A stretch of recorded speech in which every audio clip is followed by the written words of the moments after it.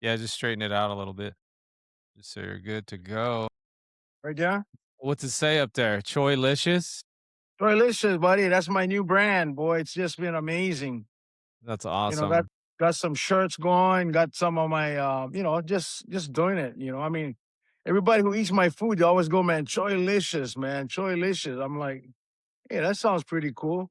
So Yeah, went and got it, bought it, paid for it, and own it, so because you know how beautiful. that goes, right? You come out with something and the next thing you know, somebody's got it, right?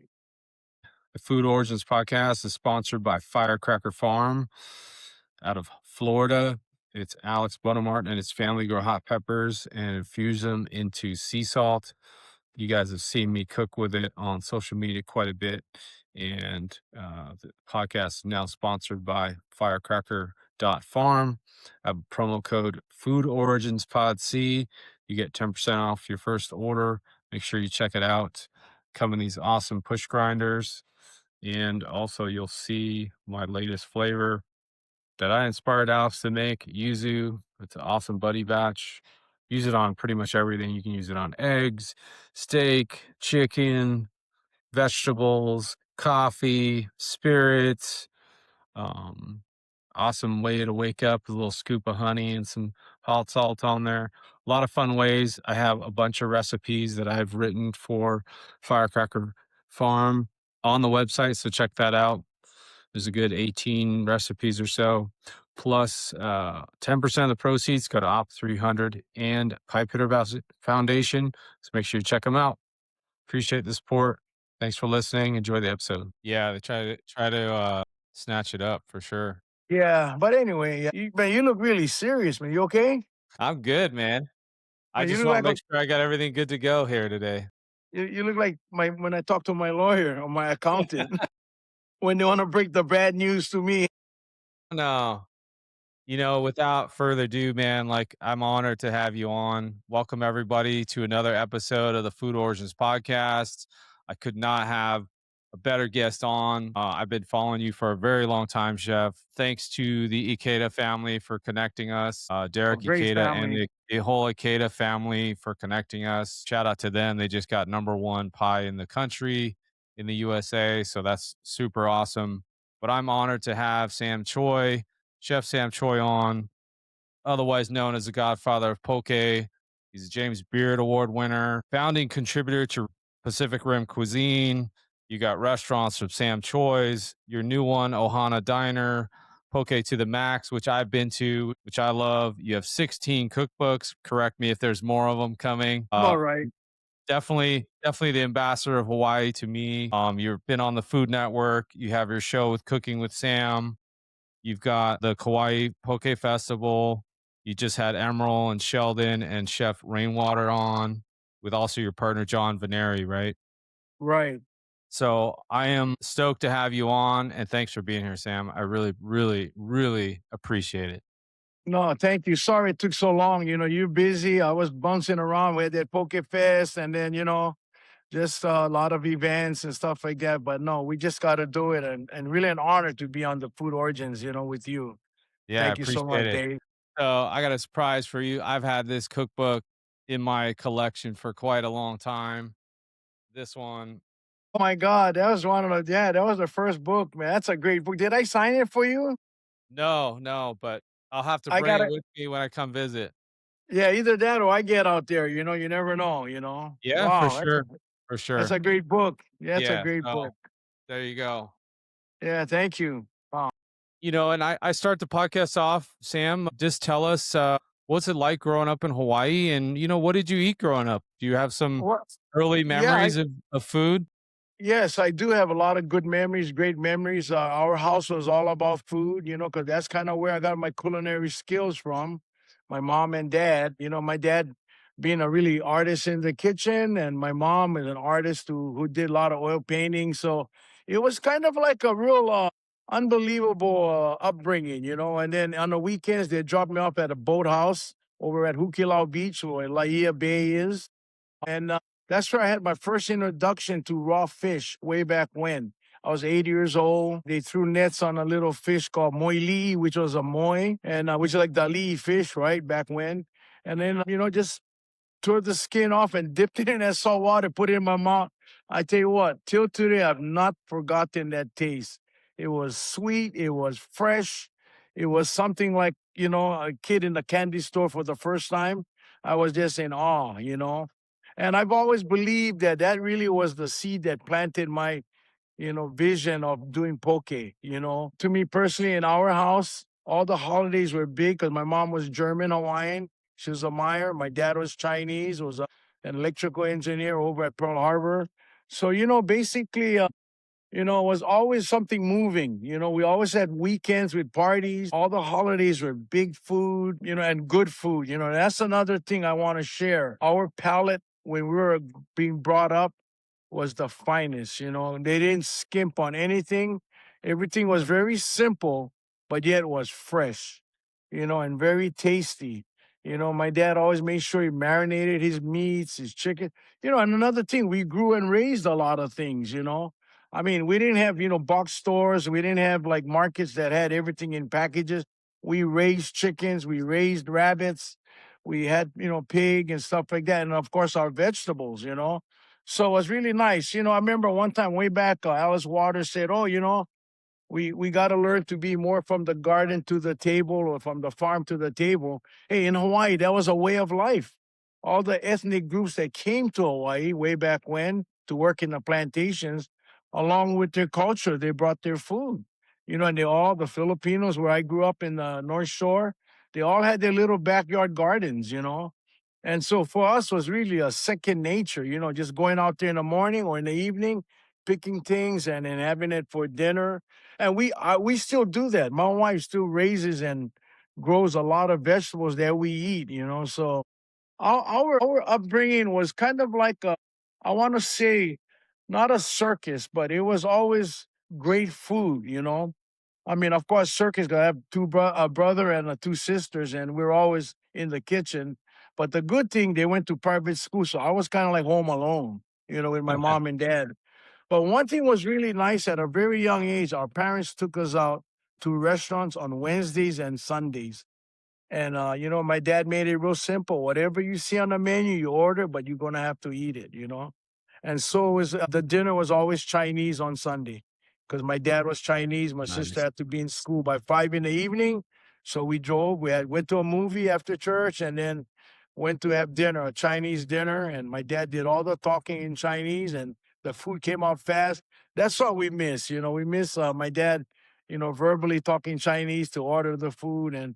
But so when you look at our upbringing, we're not only exposed, but we got to smell, taste, see, clean, work. I mean, when you think about it, we lived right next to the ocean. So I used to fish a lot. So I'd go out and, get a fish and come home, and my dad would steam it. We used to go to the river and hook tilapia way back when. My dad would put it in. We had an old bathtub outside. He'd throw it in the bathtub for a couple days to clean it all out, to get all the mud out. And boy, I tell you what, he'd make a sweet sour fish with the tilapia. I tell guys that, they look at me, tilapia. I said, yeah, my dad was a great cook, a very arty. He's the guy that told me the most important tool in the kitchen is your knife. Have good Mm, knife skills, mhm, even cuts, nice, square, round, whatever you needed to do.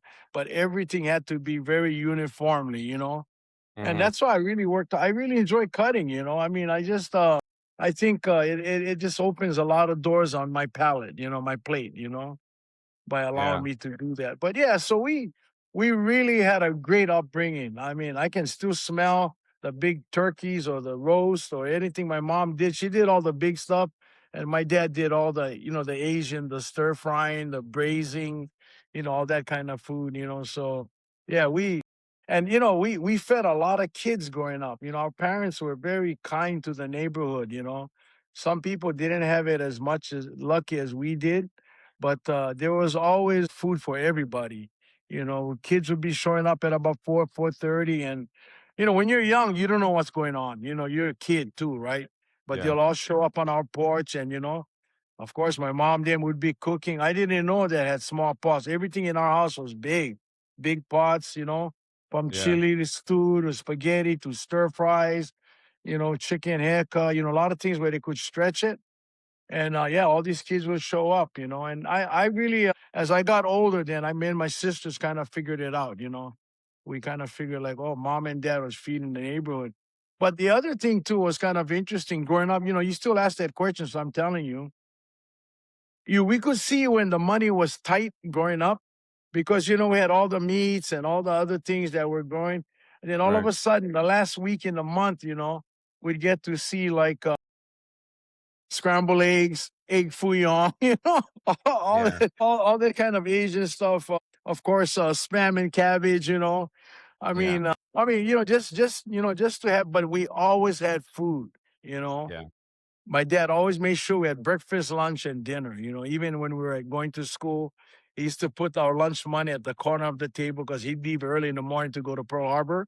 And Yeah. yeah, we grab our money to buy our lunch. So yeah, we can almost say we no, I mean I can honestly say we had a great upbringing.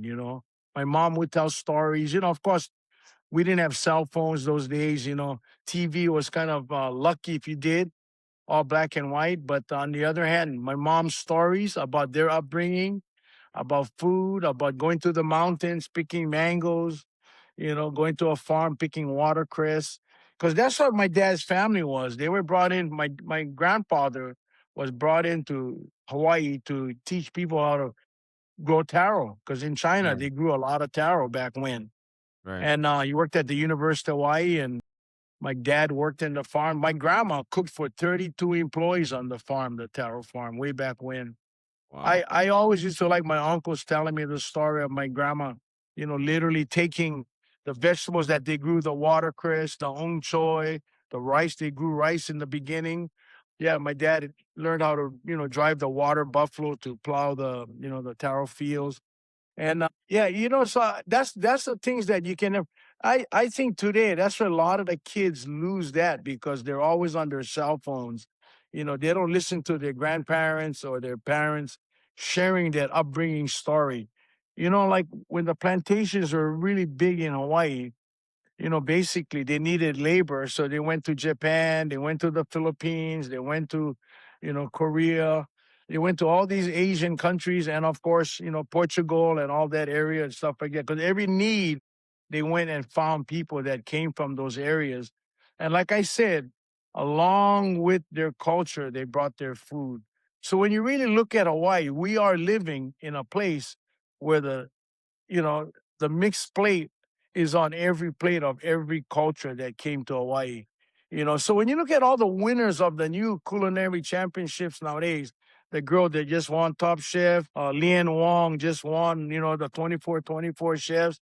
They have a little island flavor on their plates. The eggplant that won for the gal from the Big Island. I mean, that's kind of like a natural. That's a Filipino dish, but it's very good.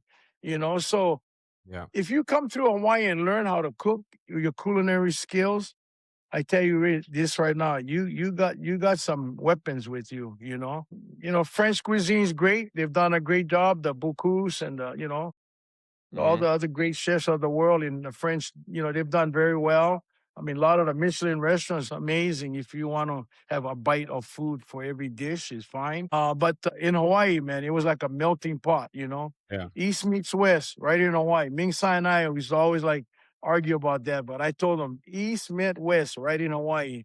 Because I've always had this vision, like Hawaii sits in a place where if you look towards Asia, it's so exciting the food there. It's hot right now. Everybody's loving that spicy, that salty, that sweet, that nice blend of great flavors. Then you Hmm. look at continent USA on the other side of our houses in Hawaii that faces the continent USA. I give them salt and pepper and maybe the apple pie. Basically, that was their flavor. That was pretty much it. I mean, Right. of course, today that's changed a lot. But for us in Hawaii, man, it was always second nature. And I've always said that our only problem in Hawaii, we're about 4.5, 5 hours to 6 hours away from being mainstream. To go to California, the West Coast is about 4 or 5 hours. You go back east, it's about 6, 7, 8 hours. For us to be in the limelight. But then when Right. our chefs today go out and do these competitions, they leave a mark in it. They do because of our upbringing of our different flavors, right? I mean, I'll roll back to the word poke. Way back when I started to really drive this home to a lot of people, I I had the vision like sushi and sashimi was on a world level. I mean, every place you've gone, you go to South America where Nobu was working, you go to a lot of the other great countries, they got sushi and sashimi very popular. Look at America today, almost every restaurant or every big resort, they're looking for sushi makers to do sushi. I go to Punta Mita, which is where the Four Seasons and the St. Regis there. Their Japanese food out there is amazing. The sushi restaurants, all the great chefs that they got there. And I always felt like, hey, there's room for poke on that same level, you know? Yeah. Yeah. And I just kept plowing along, plowing along. I can share some stories too about my venture in trying to keep that ball moving with poke.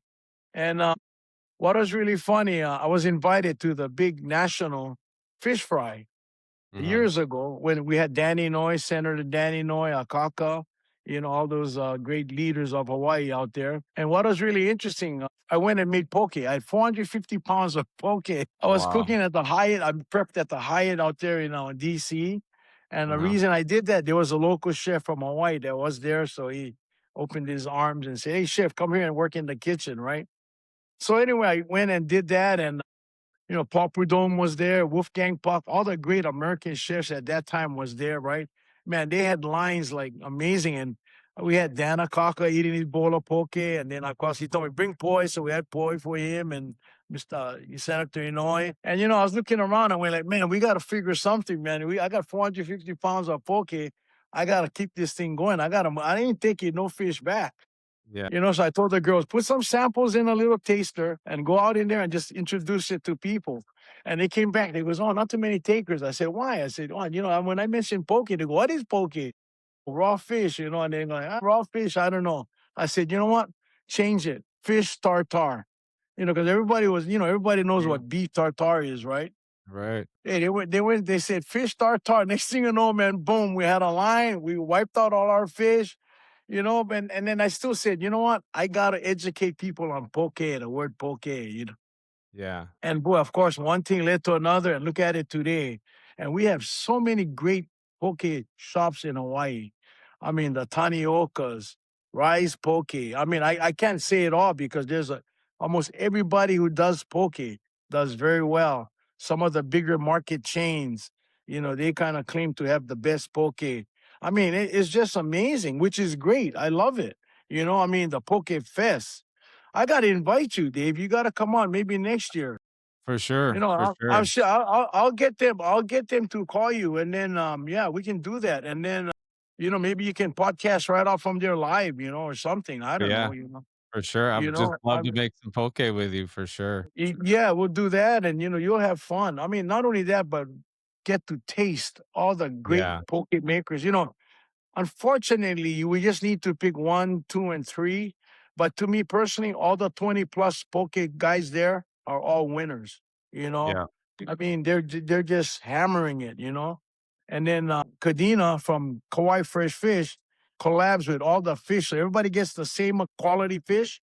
Mm, But on the other hand, everybody gets the nice freshes of tuna. that's So that's beautiful. definitely, yeah. So the That's playing field beautiful. is really even, and of course the judges, they work hard. They're very. I was surprised. Emerald was very strict, man. He Yeah. covered his sheet so nobody could see because only the four of us up there, but he Yeah. covered it, and he was, when I looked at his sheets, man, he was tough. He had little Serious. notes. Yeah. Yeah, very serious. I mean, which is great because that's what we want. Mhm. Because when you look at it on the other hand, we look at that as being one of the greatest food festivals in America, which it is. It's in the top 10, food Yeah. festivals in You've been America. doing it Yeah. for a long time, right?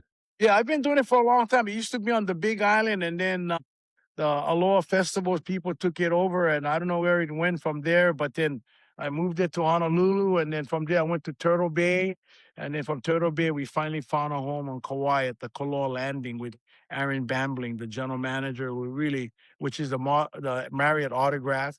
Yeah, they've bought in 110%. Grateful Kauai, grateful Hawaii, grateful poke. Yeah. But Dave, going back to your stuff growing up, man, I had a culinary upbringing.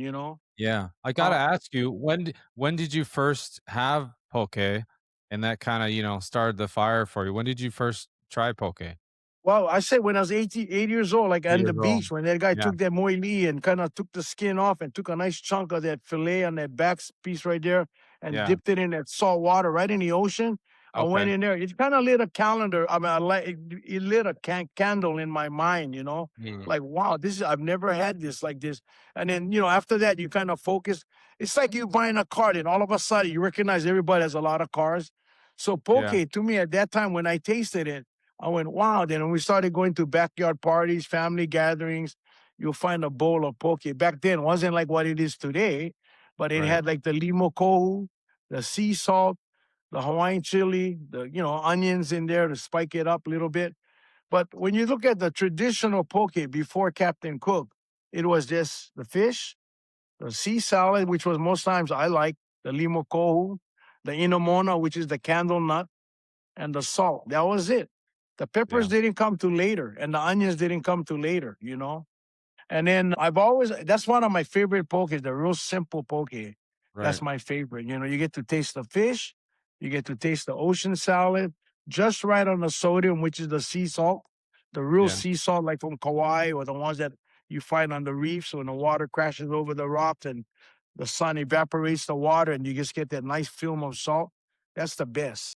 And Beautiful. of course today, man, oh, you got some hammers, with the Asian influence, the soy sauce, the sesame seed oil, but it all ties in. Okay, the soy sauce now replaces the sodium, which is the sea salt, the limoko, all the Japanese seaweed that they got out there that just kind of like replaces. Ogos kind of seem to be the most used, seaweed today. Seaweed. But Yeah. yeah, of course, the limoko, that's very special. The manuea, the lipepe, all those kind of limo, that's very special. When you find it, you go, wow. The lipoa, like if you go to Maui, they like that limo. It tastes like eating kala, that fish with the horn. But Mm. yeah, it's really strong. But going back to the poke, run, man, it's been a magical run. I am so proud. There's guys in California saying they got the best. I don't care. Whatever they want to say, they can say it. Main thing they say poke, not pokey. You know, and that's the main thing. And if they serve fresh fish, Hawaii just passed a new law. You got to let people know where your fish comes from. And I'm a firm believer, and not only me, but a lot of other local poke makers. We're firm believers that we need to support our fishing industry, but more importantly, serve fresh fish. And of course, the consumers will figure that out. Because what you got in your pocket will decide what you're gonna pay for. So yeah. So 100%. it's a balance, Dave.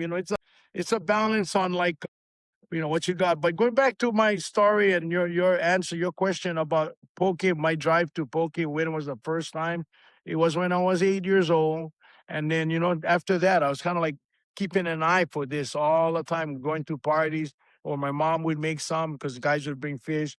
And then when I moved to the Big Island back in the 80s, I mean, I really got more educated about poke. There was a family, the Alquionas, Mrs. Alquiona. She did a great poke using kole, all the reef fish chopped up, not like a crack seed poke, but just chopped up. And she had a special inamona that she used, which is the candle nut, the one that you see the shiny lay, but they make the inamona with that, roasted Okay. it and chop it up. But anyway, she put one which had garlic in it. It was really interesting, but she would put that in the fish that was all chopped up with the bones and everything. I mean, crab. I mean, crab poke is amazing. I don't know. It's just magical what's happening. The way they're using it, the way people are doing like a Chipotle bar. They got a bunch of stuff there you can add to your poke bowl. I think it's just wonderful. It's in Dubai. It's in France. It's all over. Yeah. Almost every corner of USA has poke. And I Yeah. think in my march to lose weight, which I done a lot of weight loss, I ate a lot of poke.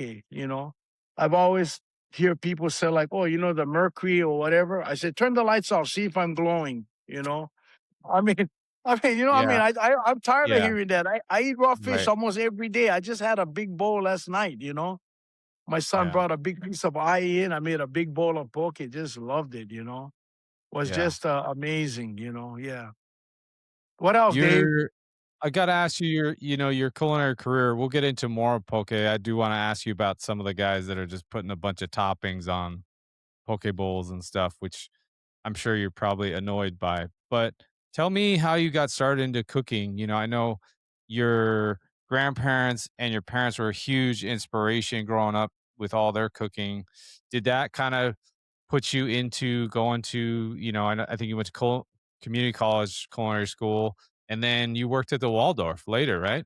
Yes, New York. Well, that's a Hilton. So I worked out there with Chef John Doherty. Got to really learn a lot of things out there. It was really exciting. New York's a nice city. It just never stops. Right? It's like Vegas. Right. Which I don't gamble, but I like to go out there and go see the shows and great food. But Yeah. anyway, tell you my story real quick here. Not real quick because there's no quickness in what I do and what I've done. I like any young teenager out of high school, had no idea what I wanted to do. My dad was a great electrician. I was scared of that. He told me one thing: it doesn't smell, you can't see it, but it'll bite you. Electric. So I was out. I'm a coward. I don't like, oh man, I don't want to be grabbing something and get bit by electric, right? So that kind of got me thinking Sure. a different route. And then I want to play football as a great punter. I had a great opportunity to be a punter. I was a punter, although I was only 5'7" and 200 plus pounds back when. Went there and just couldn't academically get involved in the schoolwork. And then came back home after about one semester. And then, of course, my mom and dad, my dad especially, really strict. Hey, I'm watching you right now, man. You're just hanging with people that I think are not really good. And either you find a job, go back to school, or go to work, or you find a job or join the military. So yeah, the draft was 71. The draft was hot. Vietnam was going. So went and signed up and got in the army, tried to get in, but I couldn't go in. I had a bad knee. I was kind of heavy by that time. Blood pressure and all that wasn't clicking. They said, come back in 8 months. I came back. I was even bigger. So that didn't work. And Yeah. then about a year out, my mom said, hey, Kapilani Community College is offering a culinary program. So I went there, but I was already cooking. I was with my dad chopping. I was working at Crouch in Line over on the North Shore, washing dishes. I was kind of like, on the grill when they got busy, just young, just a young kid bouncing around. And my mom said, hey, Turtle Bay is going to open up Quilima, Del Web's Quilima, which is now a Ritz-Carlton.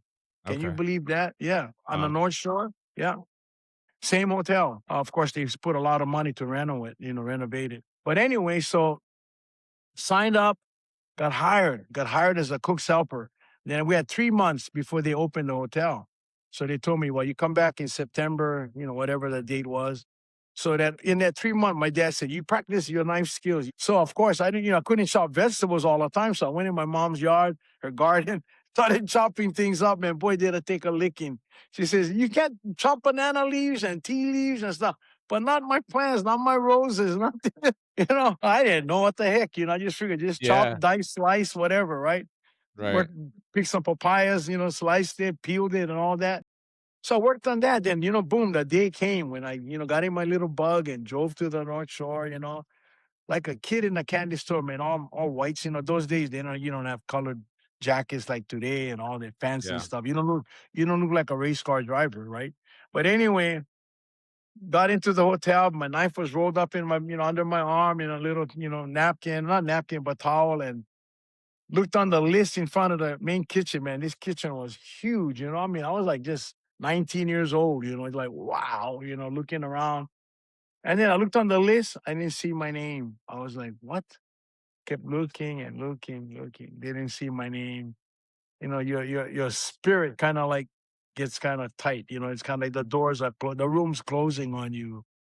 Yeah. And I kind of like just knocked the door, and the gal stuck her head out, the secretary. The chef was a French guy named Emile Bertrand. Big red nose, red eyes, pencil in the ear, smelled like booze, and just really rough looking guy. They chatted for a little bit.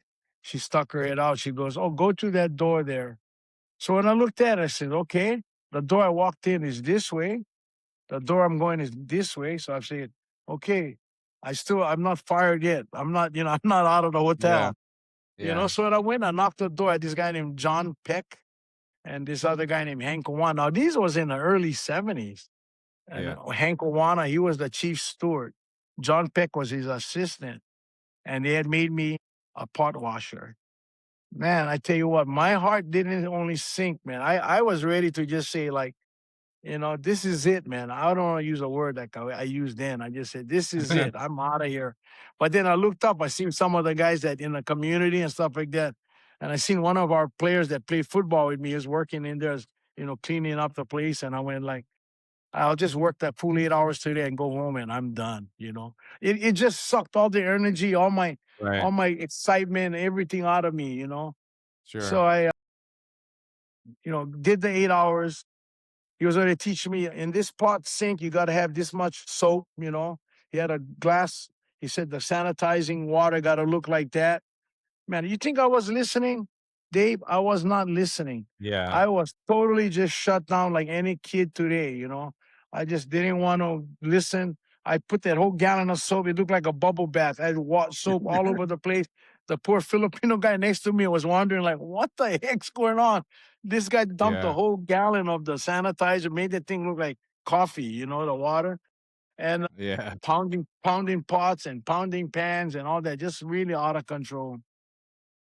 Got done, jumped in my bug, headed home. Moms are moms, man. That door opened. I was sitting in my car. She sprung that door open out of the house. Came not running, but my mom was a little little hefty little girl. Came out and said, "How was your first day at work?" Really bright eyed, bushy tailed. And I said, "Mom, I think I'm going to quit." She goes, "Why?" I said, "I'm not cooking. I'm not a cook's helper. I'm a I'm a dishwasher. I'm washing pots and pans." She started looking at me. She goes, "Do you really love becoming a cook or a chef one day?" I said, "Yeah." She goes, "Maybe you need to learn that. Maybe you should be the best pot washer and you maybe be, you know, everybody in the kitchen would love you because you're the best, you're the fastest, you're the cleanest, you're the neatest, you're the most organized guy. Learn that because you're going to use that one day in the future." I started thinking, I started calming down. I started grabbing my marbles in my head and, kind of just putting everything on the back seat and a back burner, and going like, oh yeah, maybe I should give it a second chance. Go in there and become a great, I think about that a million times. I tell this story a million times. I will reach out to the kids that are trying to look for this opportunity and whatever they're looking for. I tell them that story and it stopped me from being a runner. What I mean by being a runner is that if I had given myself that opportunity to walk out then, I would have bounced from job to job to job or run from job to job to job. But more Right. importantly, I would have not be where I'm at right now, getting interviewed by you, Dave, and sharing this story. Yeah. No, it's awesome. It kind of tears me up all the time, but it's really the story that I need to share. But more importantly, I know I can reach out and help so many people. Sheldon is one of them. A lot of the other chefs that I met, they said, "Chef, you don't know this, but I followed you. I seen your story. I seen you talk about your mom." Yeah, it's inspiring, man. Yeah, it is, and I share that because I just want to reach out and help the next generation. We come from a real weak labor pool now in the culinary world. I mean, only a handful is going to stick it out. But there's a lot of hammers out there, and I share that story just to assure them that they're doing what they're doing is a great thing. And my passion of always making food good but simple has always been there. My Waldorf Astoria stint was amazing. Chef John Doherty, the team there, all the Italian butchers that own all the tickets for the baseball field. You wanted tickets to the game, those guys had the tickets. And I've always got connected, made a lot of good friends out there. I still got a lot of friends that we work together with, keep in contact. And I just am blessed. I pinched myself the day I was sitting in my room at the 34th floor there in New York, looking down all the yellow taxi cars, telling myself, like, man, I came from the North Shore of Oahu, where it had zero stoplights, zero yellow cabs. Maybe once in a blue moon, you hear an ambulance or a fire truck, or I mean, it was like constant music in New York, fire trucks, horns, popping. I mean, it was just and then great restaurants out there, great delis. But on the other hand, I'm pinching myself and going like, how lucky am I to be out here to get this experience? And then that went by and then kept cooking and, become an opening chef with the culinary team of Hilton, opening up all the newer hotels, open up the renovated hotels with all the corporate people. I mean, that was a great, experience. That was kind of like widening my horizon on my culinary skills.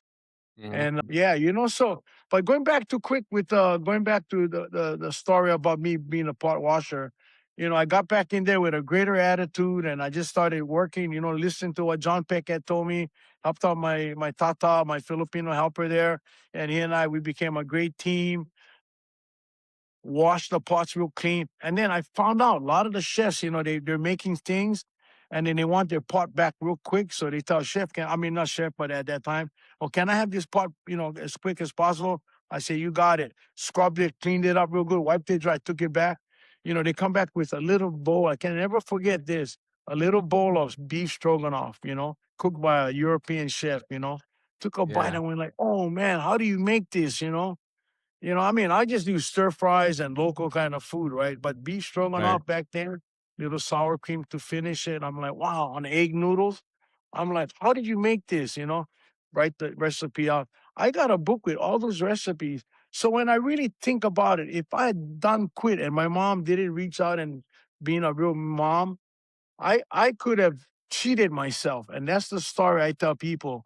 You've not allowed yourself to be the best by you cheating yourself on not focusing and staying through the hard times. There's a lot of times when you ride that roller coaster, hey, the ride's great, but there's sometimes, man, you're hanging on. And that's why I always tell people never cheat yourself.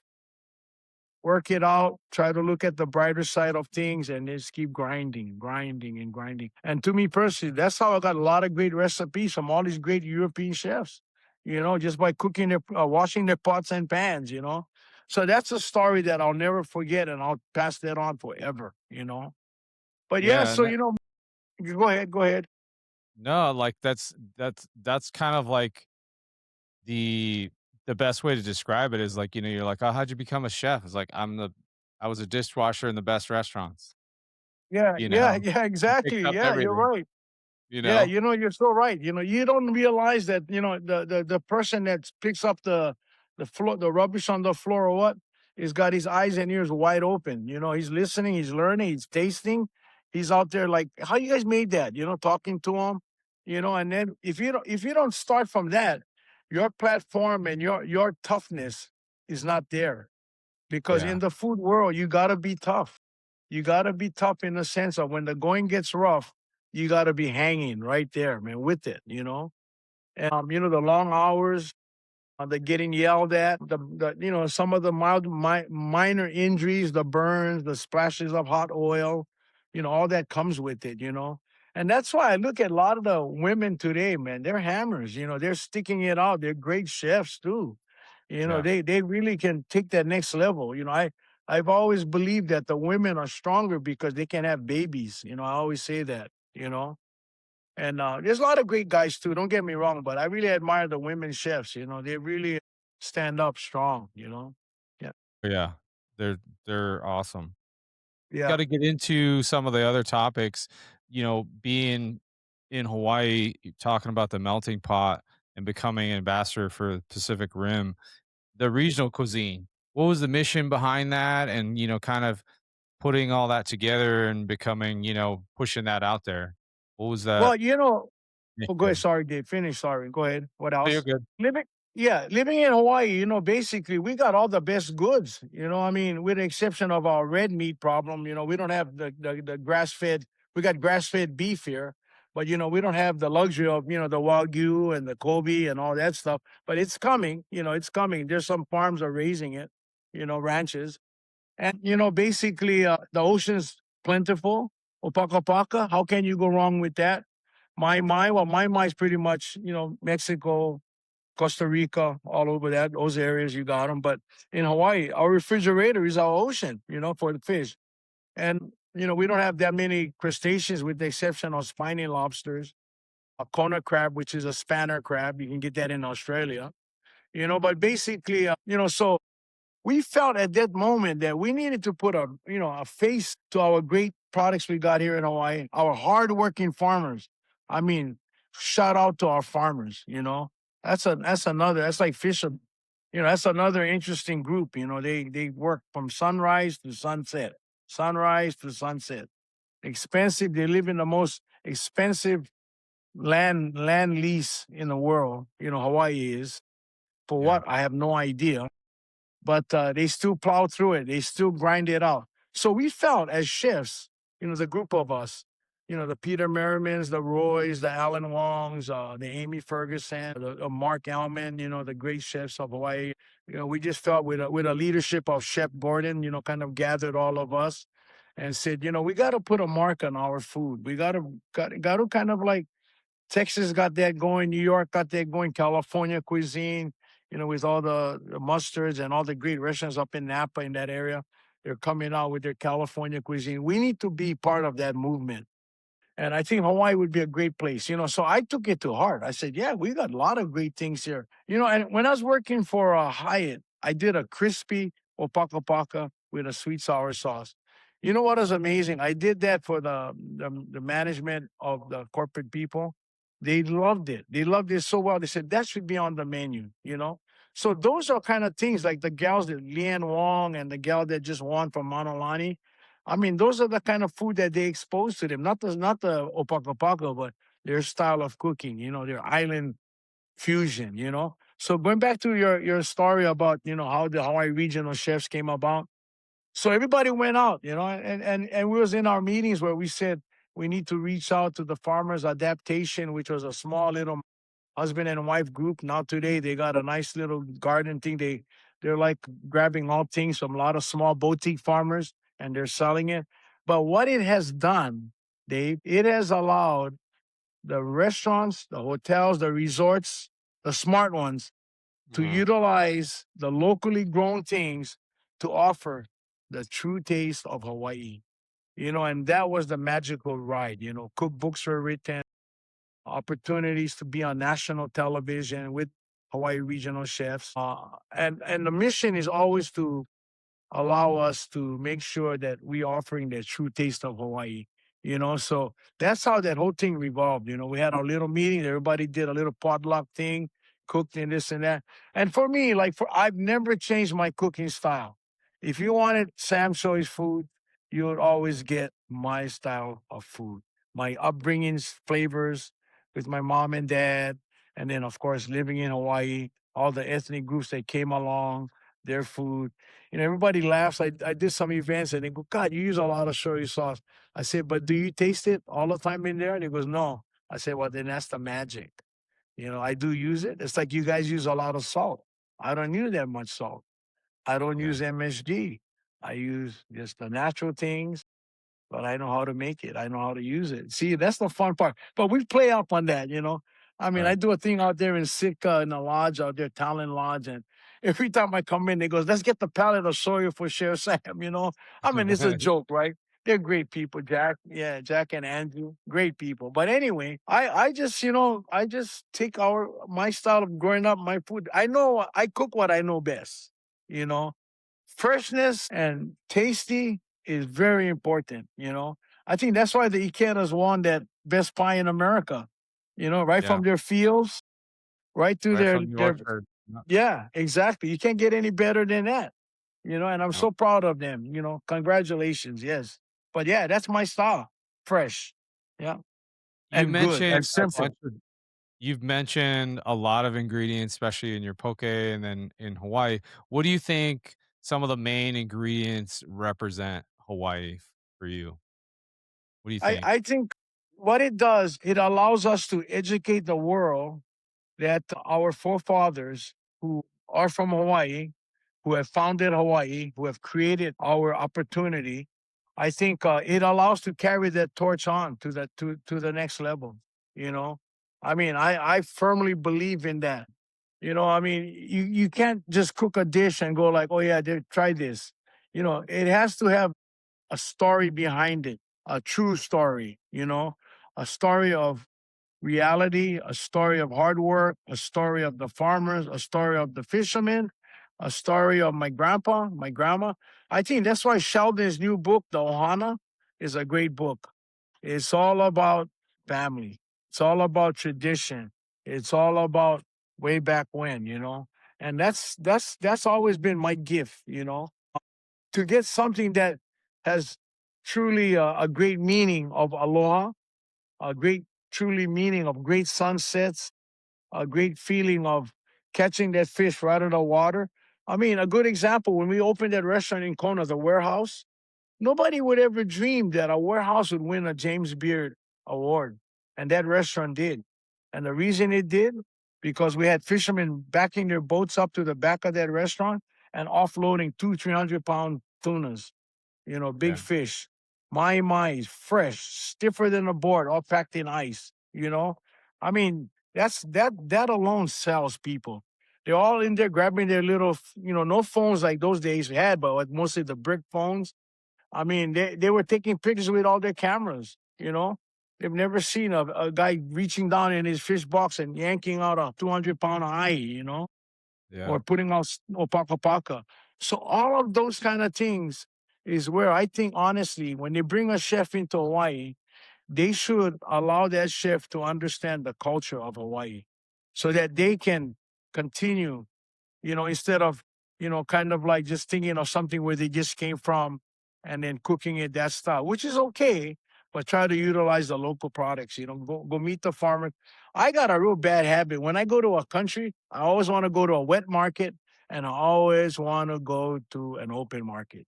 And the Mm, reason I do that is you can really find real quick the pulse and the DNA of that country by going to the wet market with all the fish and that's why when you go to Japan, man, those guys, hands down, they're the greatest country. When it comes yeah. to food, you know it, man. They Yeah. got everything. I mean, Hmm. you go to Tsukiji, you go to any of their markets, you go down below of the big supermarkets or the Yeah. big, shopping centers, all the food courts down below. You go to the train stations, you go to Nagoya, you go to Osaka, you go to Misao up there, you get the all the great vegetables that are farmed in Japan. You go to Yamauchi, they got all the great glass houses growing things out there. I mean, I was so blessed to tour that country, have a little spot in Yokohama, a little restaurant out there serving local food. But on the other hand, they're just cutting edge. I mean, Yeah. they're always looking for the best for the plate, you know, and the talent of they look at food as a religion, you know. Yeah. I mean, and you feel the love. I mean, I'm not trying to sell people to go Japan. I mean, if you can now, Yeah. hey, but seriously, but if Yeah. you can, now's the time. But For also sure. stop in Hawaii, Yeah. enjoy our food here. We got great chefs. I mean, Alan Wong just opened up a brand new restaurant. I mean, he's back. I mean, Roy's got his whole restaurants around. Not only Roy's, man, you got so many Pig and a Lady. Those guys are just hammering Yeah. away.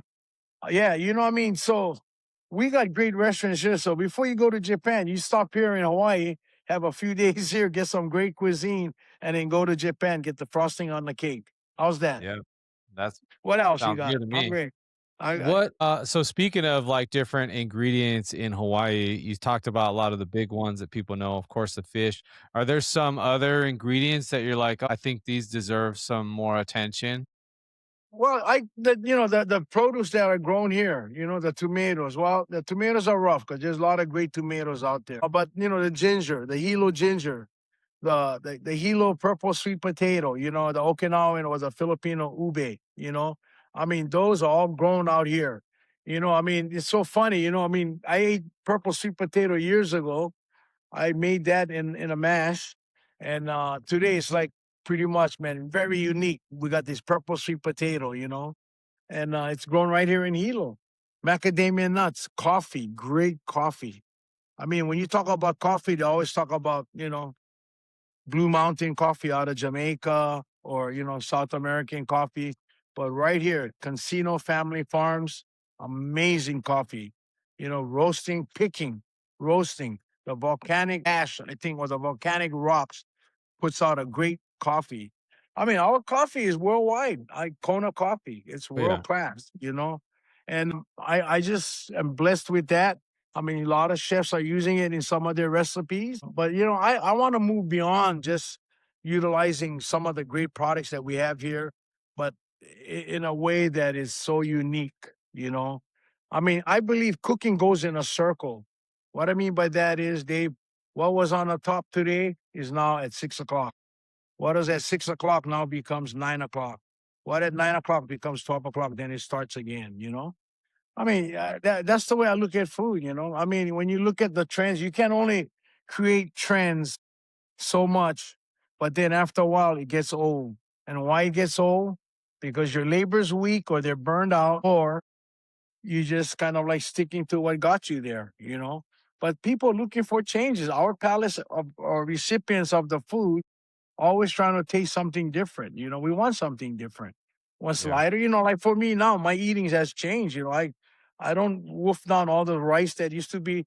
I remember when I was young, you know, ordering, maybe like roast pork at a plain lunch place. Oh, can I have extra potato mac salad? Can I have a little bit more rice? Can you put gravy all over it? And then you stick your head in a window and you say, "Oh, can I have a Diet Coke?" I mean, after you get a mountain full of food, then you order a Diet Right. Coke or Pepsi. I Yeah. mean, it's just crazy. But yeah, you know what I mean? So I changed my whole eating style. I've changed my cooking style to, make it much more healthier. And Mhm. people are searching and looking for that. When I was really big, Dave, I'll be honest, I never listened to anybody until when I got in trouble. When I felt Mhm. like, your body can tell you when you're in trouble. I was like 400 pounds and now I'm 180. But you can tell when your body's in trouble and you need professional help. And a Yeah. professional help are doctors, that know that you need to have a trainer and you need Eric Yamashita, Big E, Everyday Better. And then you go to a dietitianist, Josephine, who I used way back when, 14 years ago. And so my cooking style has changed. I get to ask that question a lot. They go, now that you lost all your weight, has your cooking style changed? I says, yeah. I mean, I kind of smaller on the carbohydrates and a little bit more on the freshness of the proteins and vegetables, kind of more balanced in that way. You want rice? You can have rice. I eat rice. I'll eat 2, 3 sushi, not the rolls, but, I mean, just pieces. And of Yeah. course, I love a good salmon skin salad, right? Good. Yum. I love a great Caesar with some protein on it. So I've kind of like always challenged myself to cook like that too, much healthier because I can believe that when I was big, I never listened to people. They said, oh, you're going to get sick. You're going to die of a heart attack. So when I had my coming to Jesus talk with my doctor, Eugene Wong, I kind of like, it really hit home. He said, hey, the jig's up. Your body's all maxed out. Your organs are maxed out. He's told me straight up, and I'm not ashamed to say it. He said, "You get a heart attack, perfect. Perfect. You're gonna go quick. You get your kidney going, you're gonna suffer. You get your liver going, it's like a domino effect. It just takes time. Those organs in there takes time. You know, and if you don't take heed now, you be in major, major problem." And I tell you what, man, I've never felt scared. I never felt like, what can I do? Mhm. He said, simple. I've been telling you this for 20 years. I mean, I'm sure you've seen some of my older pictures. It's in that book you got too. I got Yeah. some pictures You're in there. Yeah. yeah. So yeah, I You feel a probably lot feel better. better, you look better. Yeah. Yeah, I That's great. feel a lot better. I can move around way much more and I do a lot more. But anyway, let's get back to food, and for recipes and ingredients from Hawaii, I think a lot of things here are really amazing, like guava, like mangoes. A lot of other countries have it. You go Indonesia, they got all the mangoes in the world. South America, they got mangoes. You go to Costa Rica, they got mangoes. I was just out in St. John's or St. Thomas, Labango. There's an island out there with Chef Alan Susser. He has a mango festival. I mean, there's mangoes all over, but it's just the way we do it in Hawaii. The latest thing I saw, and I haven't had it yet, but they'll pickle lychee, and that seems to be catching on. A lot of Hmm. people are, that talking about there's a guy in Hilo or lady or whoever are, doing that. And I'm like, wow, it's unique because lychee is such a great fruit, right? Right. But they're pickling it. They're putting, they're peeling it all and pouring a marinade on it and putting it in a little container like mango, like pickle mango. So I'm very involved with ulu, breadfruit, and taro. I call it the canoe crops. When the Hawaiians came over on the canoes, those are the kind of gifts that we can offer to the world right now. Breadfruit. There's a group in St. Croix that is doing a vodka with the ulu called Mutiny Island Vodka. Unbelievable. It's very clean, very tasty, very spirity, very nice, but made out of ulu flower. The Ulu Co-op here with Donna and her crew out there at the Ulu Co-op. They're doing a great job. In September, they got a big event coming up. Yeah, and Ulu is such a great gluten free, right? It's seasonal, but yet they've learned to figure it out. How to have it almost all year round. And when you look at the South Pacific, a lot of these great poly athletes, man, why they're so big and strong and muscular? Guess what they ate? Not too much Asian food, not too much rice, not too much this, not too much breadfruit, taro. That was their protein. That was their carbohydrates, right? And then of course fish, a lot of fish. Yeah, so those are the kind of gifts we can share with the world, especially in America, continent USA. So it's been a real magical ride with all these new things, and I'm pushing it. I do a pickled. It's kind of like it tastes like artichoke, but I do like a pickled baby breadfruit because sometimes it falls off the tree at very young age. You peel it, you steam it, you cut it, you pickle it. Amazing. I don't want to say that I was the inventor of that, but I just love making it. It's like my fried it's like my fried poke. Everybody goes like, Sam's using old fish to fry his poke to sell back when. Hey, we were selling 400 plus pounds a week, man. I wasn't waiting for 400 pounds to go old. We were buying Right. fresh fish to make it. And I did Yeah. not invent that. It's Yeah. like when they did the story on me on NBC Dateline about Loco Moco and Spam Musubi and all that. Uh-huh. Mushubi, whatever. Yeah. Hey, let me tell you, I never said I was, yeah, yes, I'm the guy that made Loco Moco. It was a family in Hilo that did it. It's a Hilo original that did it. So a lot of those things, man. I don't want to take claim like this one guy just read this morning. He said they're the founders of making poke bowls. Hey, good luck, but make sure you say it right and make sure you use fresh fish. That's all, Yeah. simple as that. Don't want to Right. be negative. I don't want to be a blocker. I want to be a person that supports, but I want to educate too, though. That's the key. Yeah. Before we get into all your restaurants and everything you got going on now, what is your go-to meal lately? What's I, Sam's favorite meal right now? my favorite meal is a good, nice, chunky salad with a nice protein, a real fresh protein. And then I like a good chili. I'm a chili or stew kind of guy. I like a one pot dish. I used to really love a good grilled steak. I don't know. I've lost the edge on eating red meat. I mean, a steak, a grilled steak.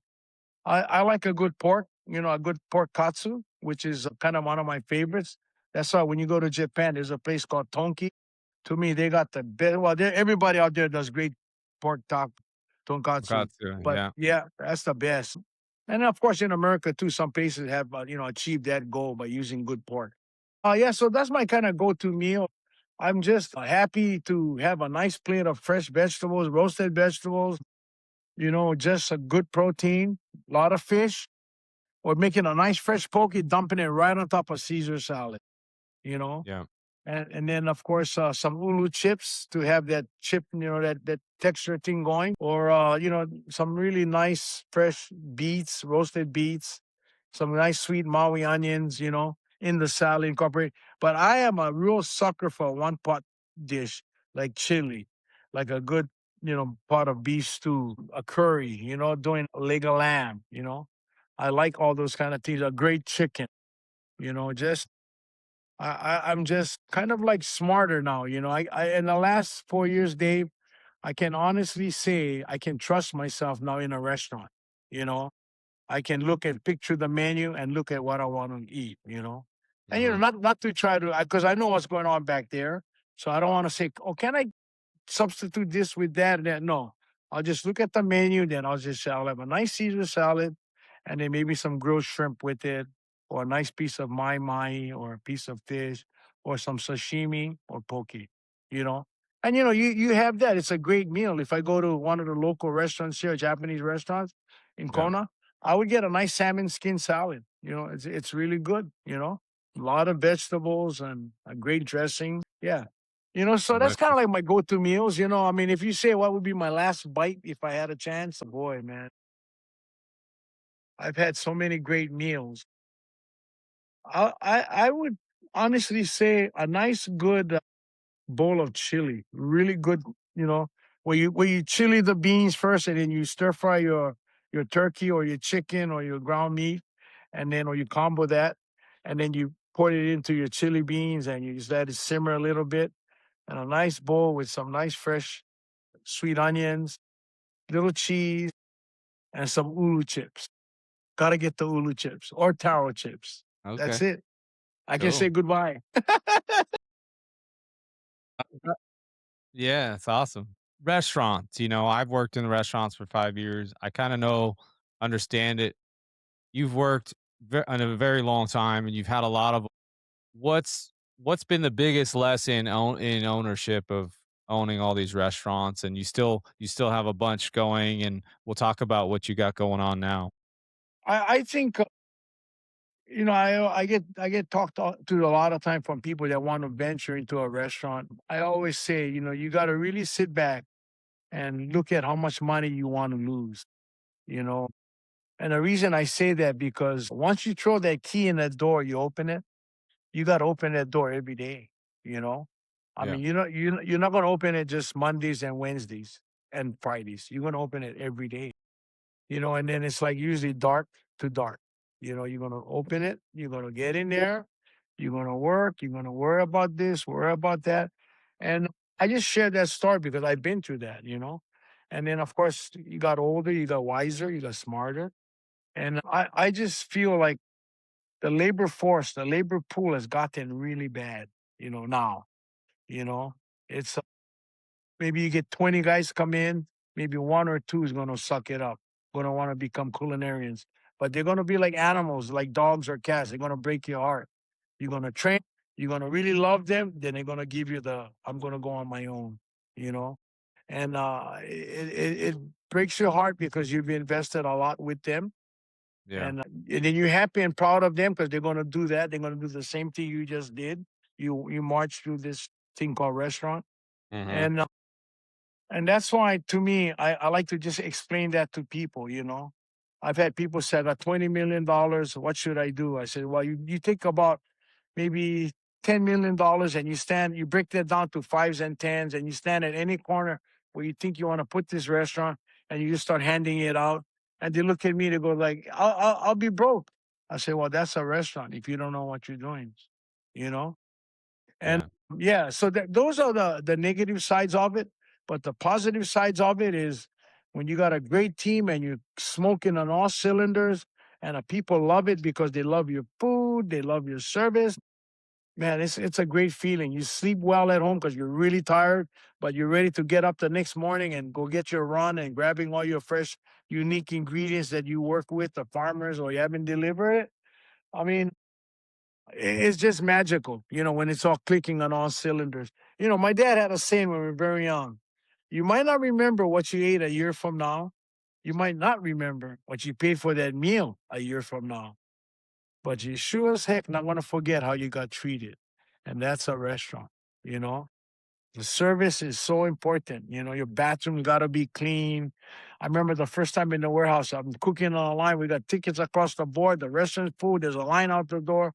A lady comes up to me and excuse me, but there's no toilet paper in your bathroom. I mean, I'm like, wait a minute, where's the maintenance guy? Where's the housekeeping? I'm just come out of the hotel, right? Yeah. Industry. I mean, that's a hat you wear now, man. You know, you got to worry about that. You got to, I mean, something's out, light bulb's broken. You got to change that. You got to make sure that bathroom's clean. That's always important for me. You know, so throughout all of that whole learning curve, I've kind of like really figured it out to where it's try to, get tied up with big companies, expose my knowledge of food with them. And of course, the real magic is got to be very consistent, you know? You can't be consistent on Monday and then Tuesday, Wednesday kind of like half ass, and then Yeah. you pick it up on Thursday because, oh man, I got, oh man, we can't do that. We got to do it. You don't work that way. You gotta have that levelness of consistency all the way through for the next 30, 40, 50 years. How Like do for some you of the good. how do you maintain that quality? Well, you start off with buying products that are good. And then the cooking method of it, very simple but good, you know. And then the chemistry of putting it together, very simple but good. So those are the most important keys. And now you got to add the X factor to that, and that is the employee, the hands that put the thing together. You know, so it's a process, Dave. It's a process. It's like airline catering, which I've done for United and American. Mhm. I don't do it anymore, but I've done a few years with those kind of guys. But it's everything balanced by my. I don't think now it's worth it to get food on a plane. I bring a Chipotle bowl with me. That's one of the best airline foods you can have. Is a Chipotle bowl. I mean, I'm not a. ma- I'm, I don't get paid for saying that. All I know is I've always done that. Every time I pop that open, guys go, "Where'd you get that?" I said, "They're selling it in a bag." You know, I Yeah. mean, it's a great thing. But anyway, kind of getting off track here. But that's the thing about a restaurant. The consistency got to be good, and that's why when you look at some of the good operating places, that's what they're doing. They got it down to a science. They got their meats from this place. They got their vegetables from this place. They got that. People laugh about McDonald's, In-N-Out Burgers, and all these fast chains, the Chipotle group. I mean, they all laugh about those guys as becoming a chef. Hey, let me tell you, they're making money. They're Mhm. making what you're dreaming of making. Right. And they put a lot of study to it, you know? They take a lot of flack. Why do they take flack? It's because pure jealousy. You know, the chicken in Costco is not good, but guess what? They're killing it. Hot Mhm. dog is not good, but guess what? Everybody goes and get that $150 hot dog. You know, Yeah. Well, I they mean, and they lose money on it too. oh yeah, they do, But but they it's the magnet. Yeah. And that's why they know you're gonna spend $300 in Yeah, the it's a store. lost leader. You got a cart full of $300 and you're having $150 hot dog. What the heck? Yeah. Fits the Yep. purpose, and it's a good hot dog. It's a good Yeah. all beef hot dog. Yeah. So going back to the restaurant run, you got to kind of like, collab yourself with a good operating company. Yeah. So HMS, that runs Max Height, his restaurants out there in Seattle, other restaurants, SFO. HMS, they're a great operating group. They're part of the Marriott group, very consistent. They go through the tough times too of putting people in. And airports are a little tougher because you have to pay a certain wage, and then you have to follow the security side of them. You have to have people that are clearance, to work in the airport, and then it's hard to find good people. And so Yeah. all of those things all come to play. Aramark, which I have a restaurant in ASU, and over here in Hawaii at HPU, Hawaii Pacific University, with John Katanda, great college, private college. So we got a program there, feeding students. So I kind of like that. It does allow you to have your culinary skills, but very challenging. You have to try to put that square peg in that round hole with that kind of operations. Which is good. It keeps the mind sharp, right? Yeah. And you're still on the knife end of the, you're holding a knife in your hand, you're cutting, you're showing them how to do it, and I like that because that's always been my whole thing. And then of course, coming out with products. We're getting ready to launch a coffee brand. I'm looking back into getting into doing my dressing. Some of the near future stuff. Yeah, and our cooking show, Sam Choy's in the Kitchen, is just blowing up. We're doing great. We're in our 11th season. Yeah. We added a new thing called a travel show with Sam Choy's in the Kitchen. Me and John Vaneri. and the crew, Reese and Jennifer, the people that really behind the scenes that do everything except for John and I. We're out there. Yeah, it takes a team, a village. You heard that a million times, but it really does. It Yeah. takes everybody. Like what you do. You're doing this, but I'm sure you got things you got in the background that has to be kept going. I was a little touchy this morning, but we got it going, right? Yep. For sure. But anyway, yeah, we just keep it moving, right? So yeah, I'm blessed. Some of the new things I got. So I want to focus on things like that. The products. It's great. I'm not putting something out that's kind of like half-ass. I'm Yeah. putting out something that people can go, wow. Is 100% corner. Yeah. No, not to interrupt you, but is Ohana Diner your current newest project? Yeah, that's the one out in Incline Village with Mhm. Steve and the wife and the kids, Allie, who's running it, and they got a chef, the food and beverage guy there. That's the newest. Universal Wise playing Nevada this year, this season, and they're gonna come up. Not the team, but some of the travel group and the coaches gonna come up and have a little. I'm gonna call them and try to set that up. Yeah, that's the new. It's a great restaurant. It's in a man. It's in a bowling alley, but I tell you, Steve, that guy is a great businessman. He figured it out, him and his wife, Tracy, they've figured it out. They can turn that thing into a banquet or a convention event, with all the big TV screens in there. They invested money in putting a floor over the lanes so they can have concerts in there. They can have family gatherings. They can have, like a business group meeting in there, luncheon, dinner. They got a nice private area upstairs where they have the axe throwing. And then they have a nice dining room up there, and then they got the outdoors, the patio area. I mean, it's well done. They've cutting edge. I don't know if you've been there. Have you been there? No, I haven't. God, you gotta go. It's amazing. Maybe when I come up, I call you. We can try time. Glenn has been out there. Mr. Ikeda, the father of the kids. Yeah, they've been out. He's been out there. Him and the wife. And Okay. we played the Italian rolling the ball. I can't believe I can't remember the name, but it's like bowling, but it's a ball. They The rolled it. bocce Yeah, ball? bocce. There you go. Yeah, I see. Yeah, Yeah. bocce ball. We got a bocce ball thing out there. I mean, that guy Steve Tomkovic. I mean, this guy, man, him and a wife, great chemistry. They thought it out well. They bought it. They renovated it. They kept moving it. They got that big convention banquet because the Hyatt's right down the road. We're the block away from the Yeah. Hyatt in, Yeah. in Lake Tahoe. Right there. And so, we're no competition, but we just do our thing out there. They got a great alley. The daughter who runs it, she's a pistol. She's done a great job, keeping it going with her team. Anything like that where you have so many facets. It's hard work. For sure. Booking is important. Menus are important. The bar is amazing. Yeah. They got little gaming machines on the bar. They got Yeah. a great arcade. I mean, I've watched parents sit on that bar, pass the card to the kids to go get more money to play in the arcade. I think the arcade probably brings more money in than everything else in there. It's just amazing. Yeah, That's but it's done awesome. very well. And they'll Mm. shut it down for like during the soft season and Yeah. they'll renovate it. They'll touch it all back up so that when people come back in, it's like brand new. Yeah. And that's the Steve them. That's their touch. Yeah. Beautiful. Yeah, it's the newest. Yeah. And touching on, pieces of your food, I got to, I frequented Poke to the Max when it was in San Bruno in Yeah. California, Northern Right. California. Right.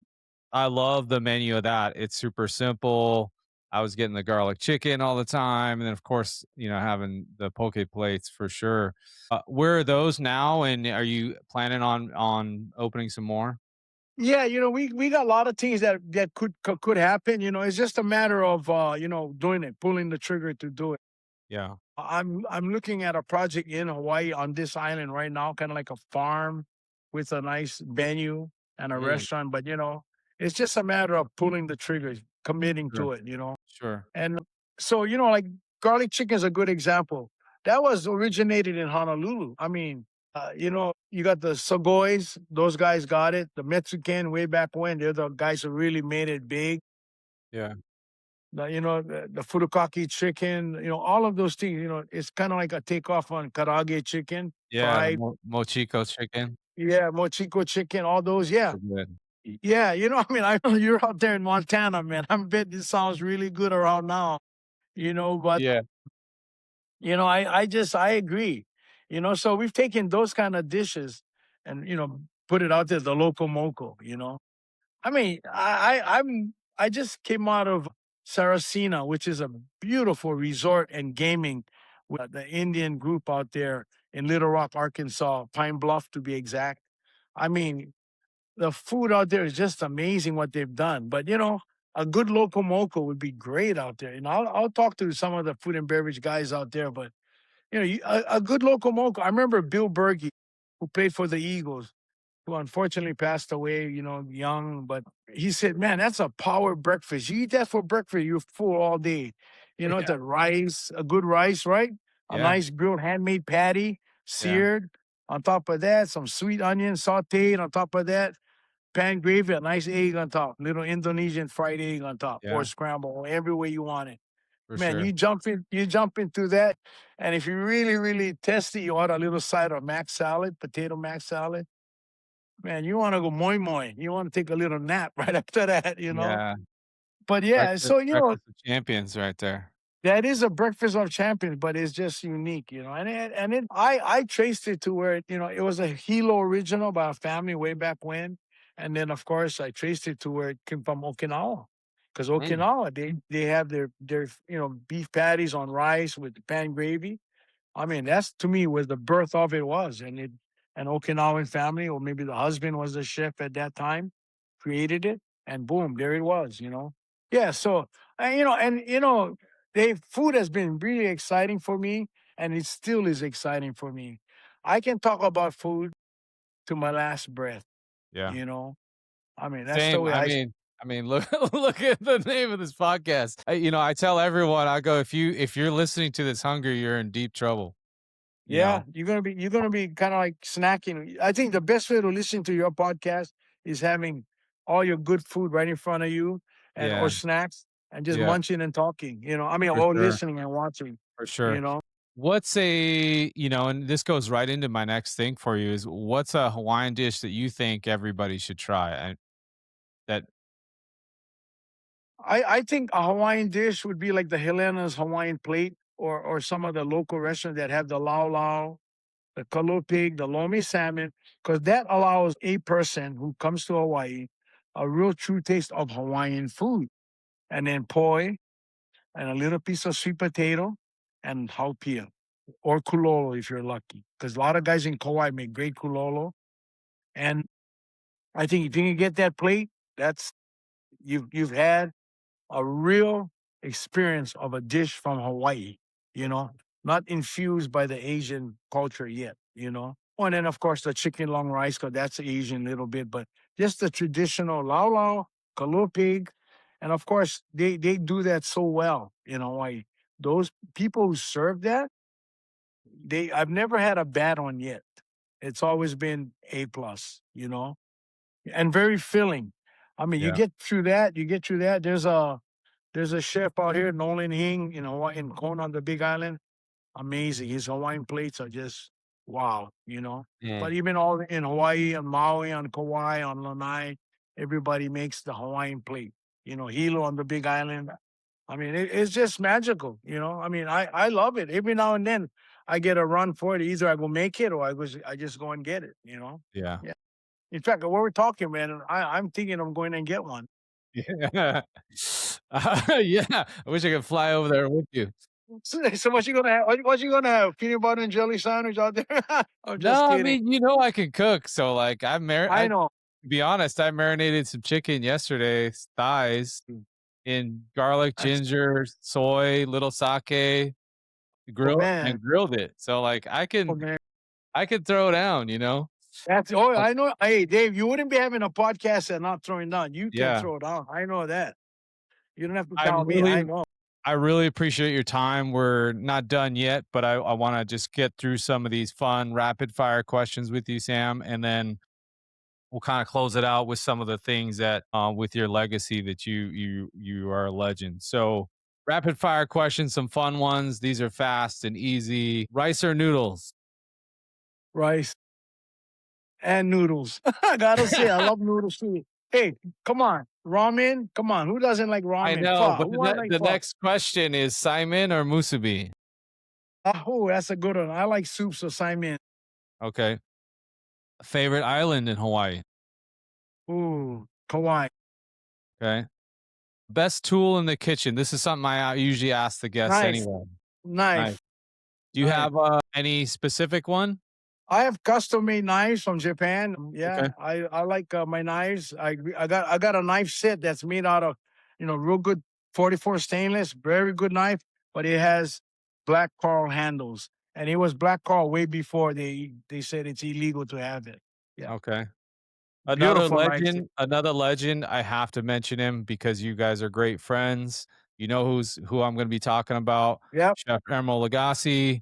What has Emeril taught you over the years? Well, Emma taught me how to just be humble, just be proud of where you're from and what you do, and put your action on the plate. You know, he's the guy that taught me how to make a good chili. Chili the beans, because when you chili the beans, turn around, you just add the meat. It's like putting a garnish to the chili and let it cook. So I've been cooking my chili that way, not browning it with garlic and all that first. I made the beans so perfect that you could just eat the beans, but no, you add the beef or the pork or the chicken and the beef. It's amazing. So he's taught me a lot of things like that. But I think more to me is just his love for each other, he and I, and his family. We kind of like had that bond. Like in one of the interviews, he talked about us. We're great friends. He met me through Pauper Dome. I used to go out in Louisiana a lot. And then he took over Commander's Palace, with Ella Brennan. Emerald, when Paul went on his own to go do K. Paul's, Emerald took the slot of being the chef at Ella Brennan's. And then, what you call Commander's Palace. And then we met, and then we became friends then. And then we did some events. He came to Honolulu, Hawaii, and we got the families together. We slept under a tree, the two families, just in Hawaii and Maui to be exact, at Chef Gordon's house. And yeah, the bond has just been amazing for decades. Changing recipes, talking about food. I've been on his shows many times. In fact, I was on the last filming of his show, Emerald Live. It was a great day. I kind of really felt, like sad, but he was moving on to bigger and better things. He's opening a restaurant right now in Las Vegas, a new one, Merrill's, which is his daughter's name.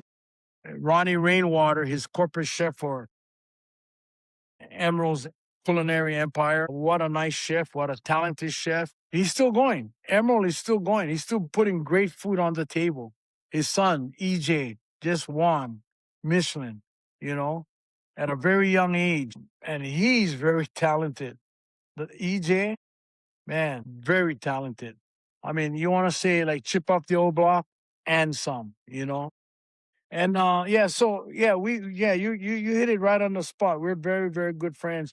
So is Wolfgang Puck. I love that man too. That guy's he's a trooper, worked hard, did a great job. And of course, Nobu and Morimoto, those guys right there, that Asian connection with me, Ming Sai, we've kind of like always kind of like, that got great gatherings. Yeah, And and food does that. The table does. does that. Emerald said that. He said, when guys asked him like, you and Sam, oh, he said, the table puts us, right where we should be on the table having a great meal. Right. Yeah. But you're right Yeah. on. A good spot on. You did your homework, Dave. Yeah, food really, really connects us all. To close this out, what do you want people to understand about your legacy? What do you wanna leave people? Just a nice guy, just easy to approach. It's so funny that, I fly a lot. And guys would ask like, how come everybody who are you? Everybody's talking to you. And it's really hard to kind of say, like, I'm a famous chef. You don't want to whoever, does that, right? I Yeah, just said, oh, I used to do the food for American, and we chat a little bit, and then they go, oh, wow. And then of course with the phone today, they can go, they find out who my name is because the flight attendants tell them, oh, that's Chef Sam Choi. So they yeah, go online, then they tap me again and go, God, you're famous. You're a James Beard Award winning chef. You're the godfather of poke. We love poke. That's how we go to Hawaii for. I yeah, mean, so I just want to remember it as, just an easy guy to get up, to approach, talk Mhm.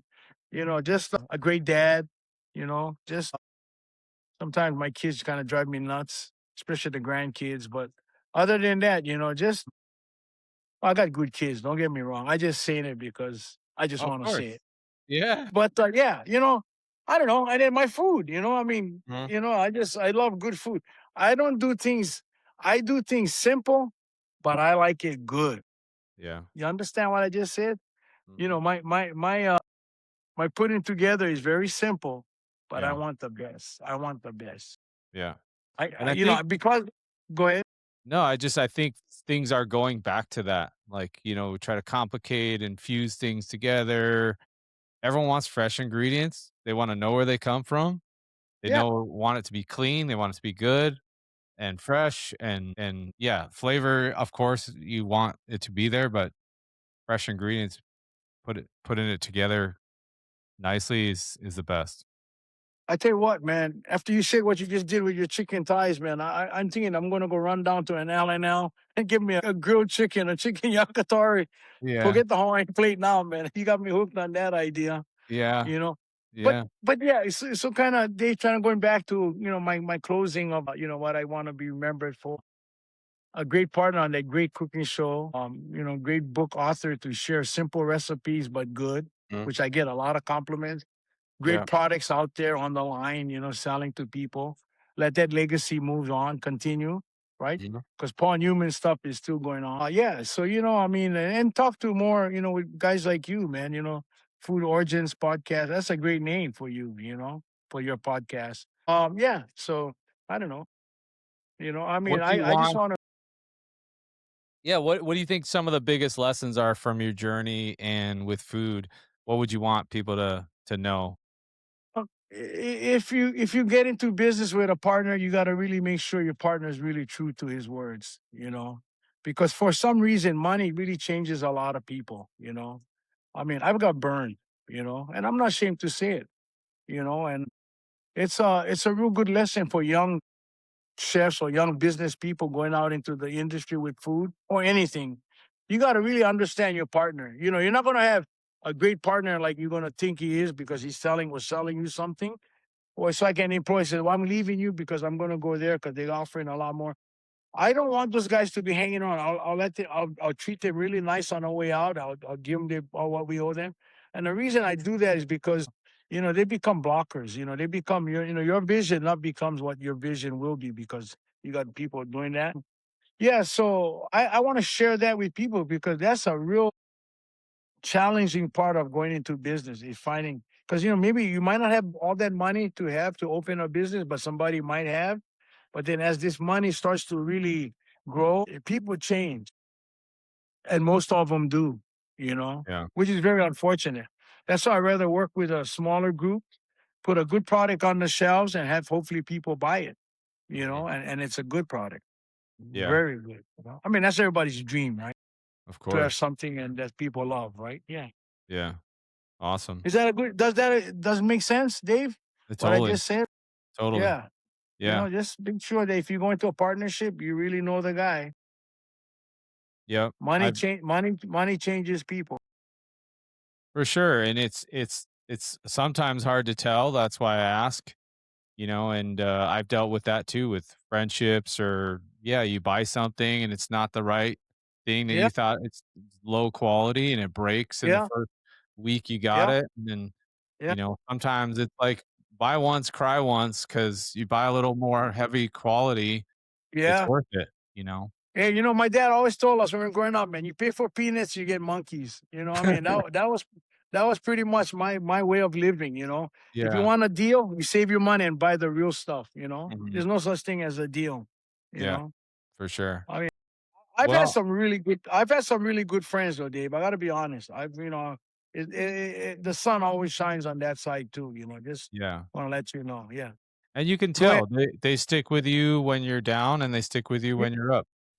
Well, that's why a lot of kids today always go, "Oh, my friends, my friends, my friends." But at the end of the day, when you're in trouble, you turn around, look, your friends are gone. It's gonna Mhm. be your family. Your family's gonna be there with you. Yeah, Simple as that. that's it. Well, Sam, I really, really appreciate you taking out the time to share your story. You're a legend. All the friends you got are legends as well. That table of all those chefs that have put together some of the best food in the world. The floor is yours. Anything you want to say? Anything else you want to promote? You got any other Well, projects you're doing? The I floor think is yours. I tell you, Dave, I'll be honest with you, man. Food Origins, I want to thank you for allowing me to be on your great world class podcast. Living out there where you're living is God's country. We're living where I'm living is God's country. So we're sharing our both of our God country to your listeners. I don't want to. I think we said a lot of great things. I think not only we are blessed, but when you value life, I mean, you can be just okay financially, but guess what? You got your health, you got a family, you got great friends. I think that's worth more. I'm always looking at some really great people in America that had just passed. The Steve Jobs and Paul Allens. They had it all. But they're not here to enjoy it and share it. Unfortunately, but their legacy still lives on. But at the same time, I rather be healthy and go on the time when it should be time to go. Yeah. And I want to share that. And of course, being humble and being nice to people. Wake up every day being nice. I mean, that's the most important thing. Don't get caught up in the news. Don't get caught up in all the trash that's around the world now. Just focus on your little circle. Enjoy it. Wake up. Be very thankful. Share some great moments with family, great friends. Share those moments. And say to people, man, I love you, brother. I really do. Man. Thank you for all your. Just like I say to you, man. Thank you for this opportunity, Dave, and love to you and the family and good health, brother. Yeah. Right there. There we go, Well, man. You got that, Hawaiian. You got that. yeah. Yeah. And, just to promote you a little bit, just kind of let everyone know where they can find you, your hats you've got on, Choylicious. That's something you're working Yeah, we on. yeah, well, we're just starting. It's all brand new. Okay. I'm at the time Dave, I'm at the time in my life when I'm smart, but I want to be smarter. Yeah. So we got some nice things. I mean, I tied up with Eric Yamashita, everyday better, and he and we got the everyday Choylicious going, the Nice. Choylicious hats, yeah, it's really clean, very nice messaging. And things that I do is always good. I get invited to a lot of food events. That's where they can meet me at. I do a lot of cooking demos. I'm doing one for Hawaii King Sweet Bread coming up on the 14th. I'm going to be doing a lecture at the Liliuokalani Trust, their corporate office there for the kids. Yeah, so with Chef Mahana Beamer. Yeah, so a lot of those things I enjoy doing. Getting invited to the Seminole Indians out there in Hard Rock Hotel over in Sarasina. Oh, what a beautiful resort and gaming. Yeah. So, if they can't come to Hawaii, I can take my food to them.